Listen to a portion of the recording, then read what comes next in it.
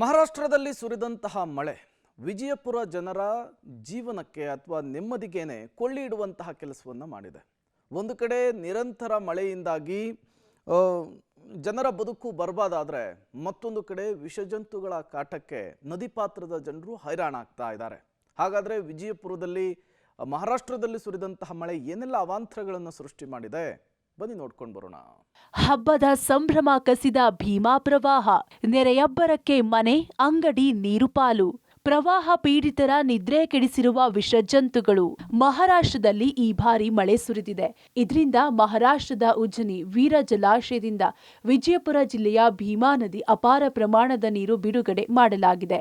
ಇದರ ಜೊತೆಗೆ ಮಹಾರಾಷ್ಟ್ರದ ಸೀನಾ ನದಿ ಸೇರಿಕೊಂಡು ವಿಜಯಪುರ ಜಿಲ್ಲೆಯ ಭೀಮಾ ನದಿ ಪಾತ್ರದಲ್ಲಿ ಭಾರೀ ಪ್ರವಾಹ ಉಂಟಾಗಿದೆ. ಈ ಪ್ರವಾಹಕ್ಕೆ ಜಿಲ್ಲೆಯ ಇಂಡಿ, ಅಲಮೇಲ, ಚಡಚಣ ತಾಲೂಕಿನ ಅನೇಕ ಗ್ರಾಮಗಳು ತತ್ತರಿಸಿ ಹೋಗಿವೆ. ಪ್ರವಾಹದ ಬಡ ಜನರ ಮನೆಗಳು, ಅಂಗಡಿಗಳು ಸೇರಿದಂತೆ ದೇವಸ್ಥಾನಗಳು ಮುಳುಗಿ ಹೋಗಿವೆ. ಇದರಿಂದ ಬಡ ಜನರು ಕಂಗಾಲಾಗಿದ್ದಾರೆ. ಇನ್ನೊಂದೆಡೆ ಗ್ರಾಮದಲ್ಲಿ ಎಲ್ಲಂದ್ರಲ್ಲಿ ಹಾವು, ಚೇಳು ಸೇರಿದಂತೆ ವಿಷಜಂತುಗಳ ಕಾಟ ಶುರುವಾಗಿದೆ. ಹಾವುಗಳು, ಚೇಳುಗಳು, ಯಾವ ಮೀನು, ದೊಡ್ಡ ದೊಡ್ಡ ಮೀನು, ಮೊಸಳೆಗಳು ಯಾವ ಇಲ್ಲಿ ನದಿಯೊಳಗೆ ಬರ್ತಾ ಇರ್ತವೆ. ಅದಕ್ಕಾಗಿ ನಮಗೆ ಭಾಳ ಭಯ ಉಂಟಾಗಿದೆ. ಅದಕ್ಕಾಗಿ ಸ್ವಲ್ಪ ನಾವೇನು ಮಾಡ್ತೇವೆ, ರಾತ್ರಿ ಬೇರೆ ಕಡೆ ಹೋಗಿ ಮಲಗ್ತಾ ಇದ್ದೇವೆ. ಮತ್ತು ಅಲ್ಲಿ ಹೋದ ಕೂಡ ನಮಗೆ ಭಯ ಉಂಟಾಗ್ತಾ ಇದೆ. ಅದಕ್ಕಾಗಿ ಸ್ವಲ್ಪ ಇದನ್ನೆಲ್ಲ ಸ್ವಲ್ಪ ದಂಡಿಗಿರೋದ್ರಿಂದ ಸ್ವಲ್ಪ ರೋಗಾಣುಗಳು ಉತ್ಪತ್ತಿ ಆಗ್ತಾ ಇದ್ದಾವೆ. ಇದಕ್ಕೆಲ್ಲ ಸರ್ಕಾರ ಸ್ವಲ್ಪ ದವಾಖಾನೆ ವ್ಯವಸ್ಥೆ, ಆಮೇಲೆ ನೀರಿನ ವ್ಯವಸ್ಥೆ ಎಲ್ಲ ಮಾಡಿ. ಪ್ರವಾಹದಿಂದ ಜನರು ಒಂದು ಕಡೆ ಸುಸ್ತಾಗಿದ್ರೆ ಇನ್ನೊಂದೆಡೆ ಹಾವುಗಳ ಕಾಟ ಶುರುವಾಗಿದೆ. ವಿವಿಧ ಬಗೆಯ ಹಾವುಗಳು ಇದೀಗ ಪ್ರವಾಹದ ಮೂಲಕ ಗ್ರಾಮಗಳಿಗೆ ಎಂಟ್ರಿ ಕೊಟ್ಟಿದ್ದು ಜನರ ನಿದ್ರೆ ಕೆಡಿಸಿವೆ. ಕಣ್ಣಿಗೆ ಕಂಡ ಕೆಲ ಹಾವುಗಳನ್ನ ಗ್ರಾಮಸ್ಥರು ಹೊಡೆದು ಸಾಯಿಸಿದ್ದಾರೆ. ಆದ್ರೆ ಅದೆಷ್ಟೋ ದೊಡ್ಡ ದೊಡ್ಡ ಹಾವುಗಳು ಅವಿತು ಕುಳಿತಿವೆ. ಇದರಿಂದ ಪ್ರವಾಹ ಪೀಡಿತ ಜನರ ನಿದ್ದೆ ಕೆಟ್ಟಿದೆ. ಇದರ ಜೊತೆಗೆ ಮೊಸಳೆಗಳು ಯಾವಾಗ ಗ್ರಾಮಕ್ಕೆ ನುಗ್ತವೆ, ಯಾವಾಗ ಅಟ್ಯಾಕ್ ಮಾಡ್ತವೆ ಅಂತ ಜನರಿಗೆ ಆತಂಕ ಕಾಡುತ್ತಿದೆ. ಕಳೆದ ಒಂದು ವಾರದಿಂದ ಜನರು ಆತಂಕದಲ್ಲೇ ಜೀವನ ಕಳೆಯುವಂತಾಗಿದೆ.